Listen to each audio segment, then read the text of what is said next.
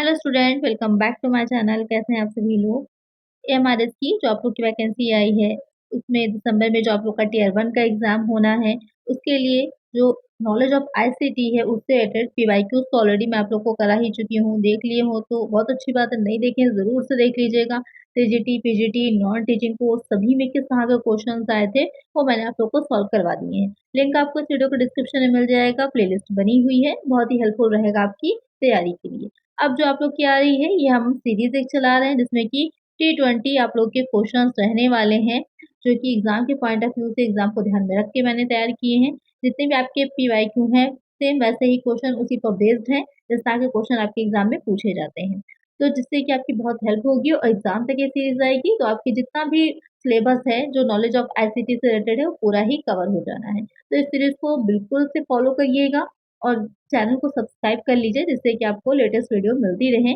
आपकी teaching aptitude की भी जो प्रैक्टिस सेट है वो भी मैं लेकर के आ रही हूँ जिससे कि इंपॉर्टेंट क्वेश्चंस को आप सॉल्व कर लें। बाकी पीवाईक्यूज जितने भी हैं आपके वो सारे अलग से आ ही रहे हैं। टीचिंग एप्टीट्यूड हो चुका है, नॉलेज ऑफ आईसीटी हो चुका है, रीजनिंग के क्वेश्चन और जनरल अवेयरनेस के क्वेश्चन चल रहे हैं। तो जरूर से वो वीडियोज भी देखते रहिएगा। आइए शुरू करते हैं और फर्स्ट क्वेश्चन लेते हैं।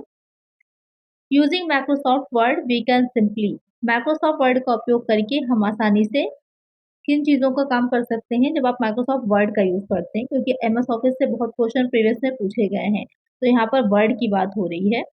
तो पेस्ट पिक्चर कर सकते हैं, टाइप कर सकते हैं, फॉर्मेटेड टेक्स्ट कर सकते हैं, ऑल द अबव फंक्शन। तो जब आप एमएस वर्ड का यूज़ करते हैं तो मोस्टली जो होता है डॉक्यूमेंट जब हम प्रिपेयर कर रहे होते हैं तो वहाँ पर एमएस वर्ड का यूज़ करते हैं। तो वहाँ पर आप कोई भी पिक्चर भी पेस्ट कर सकते हैं बहुत ही ईजिली।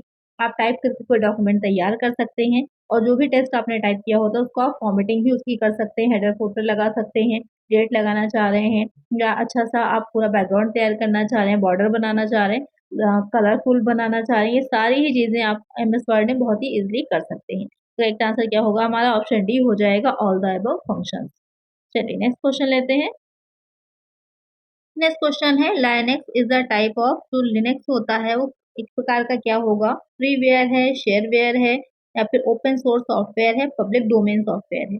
जो लाइनेक्स होता है वो क्या है? लाइनेक्स आपका ओपन सोर्स सॉफ्टवेयर होता है। एक आंसर होगा हमारा ऑप्शन सी। तो इससे रिलेटेड क्वेश्चन भी आपके देखने को मिले हैं जो प्रीवियस ईयर के क्वेश्चन आए थे उसमें सॉफ्टवेयर जो होता है कौन सा किस तरह का होगा उसमें ऑप्शन दे रखे हैं, उसके अकॉर्डिंग आपको आंसर लगाना है। तो यहाँ पर करेक्ट आंसर जो होगा वो ऑप्शन सी हो जाएगा। चलिए नेक्स्ट क्वेश्चन है। Which of the following is billionth of A second. निम्नलिखित में से कौन एक सेकेंड का अरबवां हिस्सा है? Micro second, nano second, terabyte, gigabyte. तो ये क्वेश्चन जो है आपका जो मेमोरी की जो स्टोरेज की क्षमता होती कैपेसिटी होती है उस रिलेटेड क्वेश्चन भी आपके पूछे गए हैं। उसमें जो प्रीवियस में आया था तो वहां पर ये चीज पूछी गई थी किसके बाद कौन सी आती है, जैसे कि जो केबी है उसके बाद हमारा कौन सा हो जाता है, केबी से बड़ा क्या हो जाता है? केबी से बड़ा आपका एमबी हो जाता है। मेगाबाइट जो होता है उससे बड़ा क्या हो जाता है? उससे बड़ा आपका जीबी हो जाता है। गीगाबाइट होता है उससे बड़ा क्या होता है? टेराबाइट हो जाता है। इस तरह के क्वेश्चंस बन करके आपके प्रीवियस में पूछे गए हैं। तो यहाँ पर उसी से रिलेटेड मैंने एक क्वेश्चन और आप लोग का लिया है कि ये भी पूछ सकता है कि किसके अंतर्गत कितना आता है, जैसे कि केबी जो होता है 1024 आपका बाइट होता है। इसी तरह से बाकी भी आप मल्टीप्लाई करके निकाल सकते हैं। ये आपको ये तो याद ही होना चाहिए। मैंने जो एक प्रोवाइड कराया था यहाँ पे स्क्रीन पे आप देख रहे हैं, इसको बिल्कुल अच्छे से लर्न कर लीजिएगा, ये आपके क्वेश्चन इससे बन सकता है। यहाँ जो क्वेश्चन है कि एक सेकंड का रब्बा हिस्सा की अगर बात करें तो किसको कहते हैं, तो वो हम नैनो सेकंड को कहते हैं। करेक्ट आंसर हमारा ऑप्शन बी है और इस तरह से भी आप इसको लिख सकते हैं, एग्जाम में ऐसे भी लिखा आ सकता है। तो ये करेक्ट आंसर हमारा क्या होगा? ऑप्शन बी हो जाएगा। चलिए नेक्स्ट क्वेश्चन है। The two kind of main memory are. मुख्य मेमोरी के दो प्रकार कौन से होते हैं? CDs and DVDs, RAM and ROM, primary and secondary, direct and sequential. तो यहाँ पर मेन मेमोरी की जो हम बात करें कंप्यूटर की, तो मेन मेमोरी में वैसे तो मेमोरी जो होती है आपके प्राइमरी सेकेंडरी दो तरह की होती है, लेकिन जब मेन मेमोरी की बात की जाए तो मेनली आपके रैम और रोम की बात की जाती है। तो रैम और रोम में आपके दो टाइप हो जाते हैं। करेक्ट आंसर क्या होगा हमारा? ऑप्शन बी हो जाएगा। रैम क्या होता है? रैंडम एक्सेस मेमोरी होता है और रोम क्या होता है? रीड ओनली मेमोरी होता है। ये दोनों भी मोस्ट इंपॉर्टेंट है। इसकी फुल फॉर्म पूछी गई है प्रीवियस ईयर में। बहुत ही इजी सा क्वेश्चन है, बहुत ज्यादा आप लोग के हाई लेवल नहीं पूछा गया।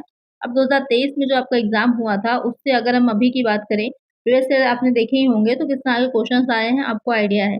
अब अगर हम बात करें तो थोड़ा-सा ही लेवल अप रहेगा, बहुत ज़्यादा डिफ़िकल्ट नहीं करेंगे टियर 1 आपके लिए क्योंकि क्वालिफ़ाइंग नेचर का है। तो यहाँ पर करेक्ट आंसर है ऑप्शन बी। अब उसी से रिलेटेड एक और क्वेश्चन बन जाता है कि RAM is also called as, RAM को क्या कहा जाता है और किस नाम से जानते हैं? वर्चुअल मेमोरी है, वोलेटाइल है, नॉन वोलेटाइल है, कैश मेमोरी है। ये बहुत ही इंपॉर्टेंट क्वेश्चन है, इसके पे इंपॉर्टेंट लिख देते हैं। ये क्वेश्चन आपका इस बार बन सकता है। तो रैम किस तरह की मेमोरी होती है? ये वोलेटाइल मेमोरी होती है। वोलेटाइल का मतलब क्या होता है कि अगर एक तरह से आप इसको टेम्परेरी बोल सकते हैं कि ये स्थायी नहीं होती, हिंदी में अगर हम बात करें क्या कहेंगे तो ये स्थायी नहीं होती, टेम्परेरी होती है और इसके लिए आपको रेगुलर पावर सप्लाई कंपल्सरी है। अगर पावर सप्लाई बीच में ड्रॉप होती है या जो लाइट है एकदम से चली जाती है अचानक से, तो यहाँ पे इसमें जो मेमोरी होती है वो क्या हो जाती है, लॉस हो जाती है, डिलीट हो जाती है, इस तरह से समझ लीजिए गायब हो जाती है। तो यहाँ पर इसे हम वोलेटाइल कहते हैं। ये आपकी अस्थायी मेमोरी होती है। और इसके अपोज़िट क्या हो जाएगा अगर रोम का पूछा जाए तो जो रोम होती है ये आपकी नॉन वोलेटाइल होती है। अब ये दोनों चीज़ें आपको याद रखनी है बहुत अच्छे से क्योंकि ये एग्ज़ाम में आपके पूछ सकता है कि वोलेटाइल कौन-सी होती है, नॉन वोलेटाइल कौन-सी। तो अगर लाइट चली भी जाती है, कंप्यूटर अचानक बंद हो जाता है, तो भी रोम में अगर जो मेमोरी सेव होती है वो डिलीट नहीं होगी। रैम में अगर है आपकी तो क्या हो जाती है, डिलीट हो सकती है। तो ये टेम्परेरी या फिर वोलेटाइल मेमोरी कहलाती है। एक आंसर ऑप्शन बी हो जाएगा। चलिए नेक्स्ट क्वेश्चन है इंटरनल हार्ड डिस्क इज आंतरिक हार्ड डिस्क क्या होती है removable but not fixed removable not fixed fixed तो जो इंटरनल हार्ड डिस्क होती है कंप्यूटर के अंदर वो क्या होती है फिक्स्ड होती है करेक्ट आंसर क्या होगा ऑप्शन डी हो जाएगा चलिए नेक्स्ट क्वेश्चन है सीडी रोम स्टैंड फॉर क्योंकि आपके प्रीवियस ईयर क्वेश्चंस में फुल फॉर्म भी पूछी गई थी तो जितने भी आप लोग के लिए प्रैक्टिस सेट लेकर के मैं आऊंगी सब में फुल फॉर्म्स इंक्लूड रहेंगी जिससे कि आपकी अच्छी खासी फुल फॉर्म्स प्रिपेयर हो जाए तैयार हो जाए एग्जाम के पॉइंट ऑफ व्यू से तो सीडी रोम की क्या होगी compactable disc read only memory है कॉम्पैक्ट डिस्क है कॉम्पेटेबल रीड ओनली मेमोरी है या फिर compact disc read only memory तो अगर हम बात करें सीडी रोम की तो क्या हो जाती है compact disc read only memory एक आंसर हो जाएगा ऑप्शन डी इसमें अगर और हम बात करें तो यहाँ पर आपसे पूछ सकता है कि प्रोम की क्या होती है, ये पूछ सकता है या फिर आपसे पूछ सकता है ईप्रोम की क्या होती है, ये भी यहाँ पर इससे रिलेटेड क्वेश्चन बन सकता है। तो प्रोम की क्या हो जाएगी प्रोग्रामेबल हो जाएगी, ये आपकी प्रोग्रामेबल हो जाएगी और आगे वही रीड ओनली मेमोरी हो जाएगा और यहाँ पर ईप्रोम अगर पूछता है तो इरेजेबल यहाँ पर से लगा दीजिएगा, erasable programmable read only memory हो जाएगा। तो ये भी ध्यान में रखिएगा, ये भी एग्जाम में आपसे पूछ सकता है। चलिए नेक्स्ट क्वेश्चन है नेक्स्ट क्वेश्चन कह रहा है कि dash has the shortest access time इसमें से एक्सेस समय यानी कि जो प्रोसेस करने का टाइम होता है सबसे कम किसका होता है वर्चुअल मेमोरी का सेकेंडरी का कैश मेमोरी का या फिर इन सभी का तो जो सबसे कम शॉर्टेड एक्सेस टाइम होता है वो किसका होता है वो आपका कैश मेमोरी का होता है इसका आंसर हमारा जो होगा ऑप्शन सी वाला होगा जो बफरिंग का टाइम आप जो कोई भी कमांड देते हैं तो वो बफरिंग का जो टाइम होता है वो इसका रहता है क्योंकि आप जैसे कि मोबाइल है, मोबाइल में या फिर लैपटॉप में आप चीज़ों को जब सर्च करते हैं, तो एक तरह से वो कैश मेमोरी के थ्रू आपके उसमें डेटा में सेव रहती हैं। तो जब दोबारा आप उसको एक्सेस करना चाहते हैं, तभी वो आपको इतने सजेशंस के साथ वो चीज़ें दिखाता है। तो वो काम कैश मेमोरी का ही होता है। तो जो बफरिंग में या सर्चिंग में जो प्रोसेस में टाइम लगता है आपके फ़ोन को या फिर आपके जो है पीसी को, वही आपकी कैश मेमोरी कहलाती है और उसका एक्सेस टाइम सबसे शॉर्टेस्ट होता है। एक आंसर होगा ऑप्शन सी।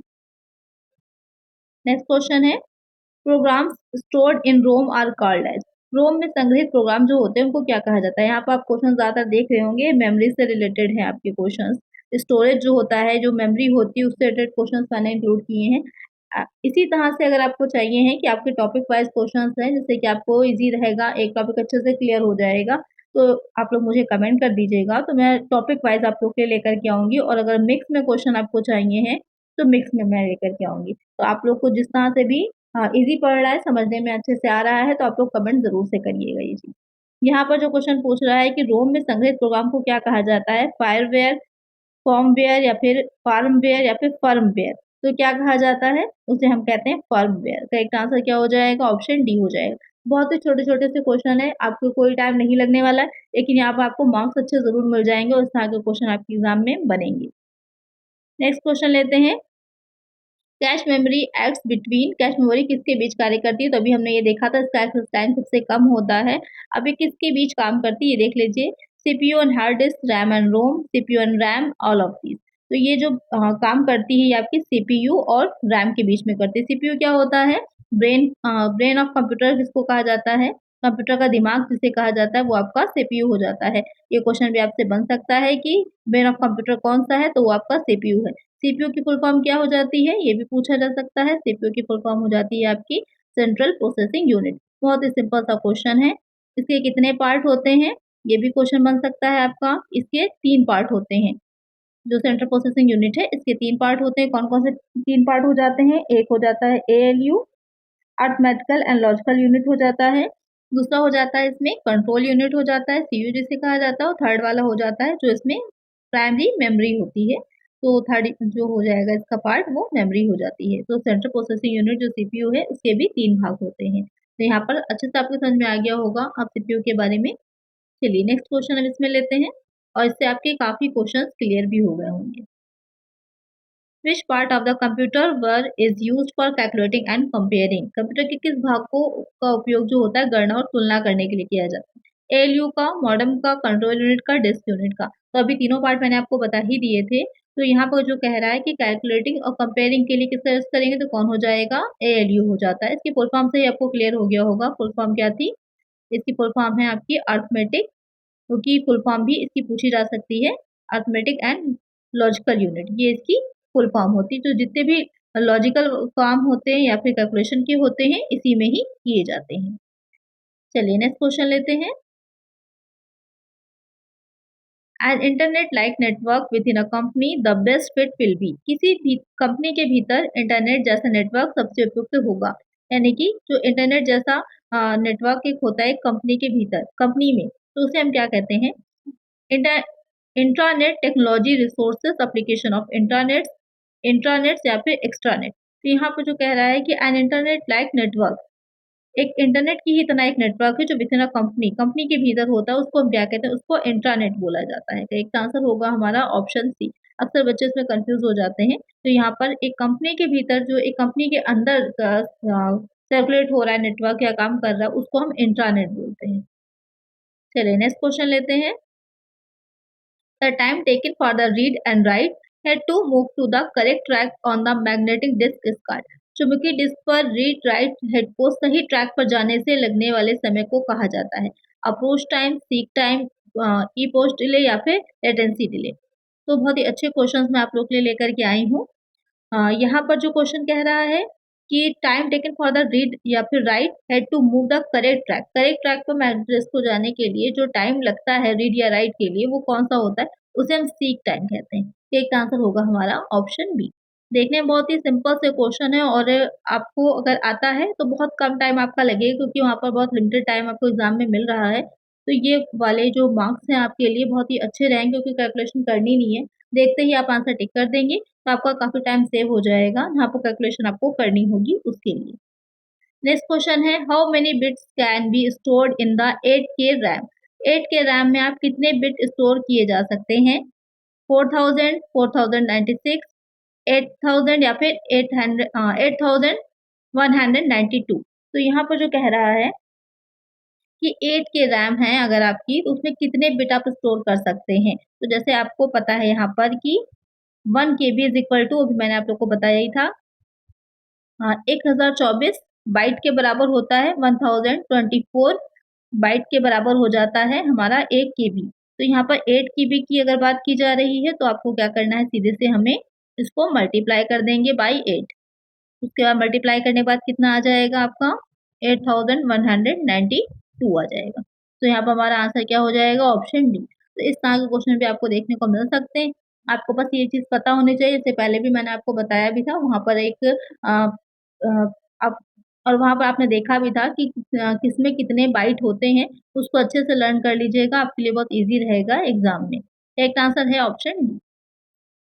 और अभी तक वीडियो अच्छी लग रही है, हेल्पफुल लग रही है तो जल्दी से लाइक ज़रूर से कर दीजिए आप लोग, और ज़्यादा से ज़्यादा वीडियोस को शेयर करिए जिससे कि ज़्यादा वीडियोस मैं आप लोगों के लिए लेकर के आऊँ। ये मेरा सेकंड चैनल है, मेरा फर्स्ट चैनल जो है वो कॉमर्स से रिलेटेड है, जहाँ पर कॉमर्स का सारा जितना भी इम्पोर्टेंट चीज़ें हैं, चाहे वो बीकॉम में आप हो, चाहे वो आप किसी कॉम्पिटिटिव एग्ज़ाम में हो, सारे ही मैं आप लोग को वहाँ पर हेल्प करती हूँ। तो जो बच्चे कॉमर्स से हैं और उसकी तैयारी कर रहे हैं, तो आप मेरा सेकंड चैनल जो है कॉमर्स स्टडी ज़ोन, उसको भी सब्सक्राइब कर सकते हैं, उसको भी विज़िट कर सकते हैं।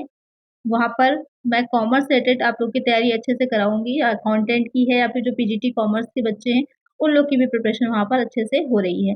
तो उस चैनल को भी सब्सक्राइब कर लीजिएगा। इस चैनल पर आपको टियर 1 की अच्छी तैयारी मिलेगी।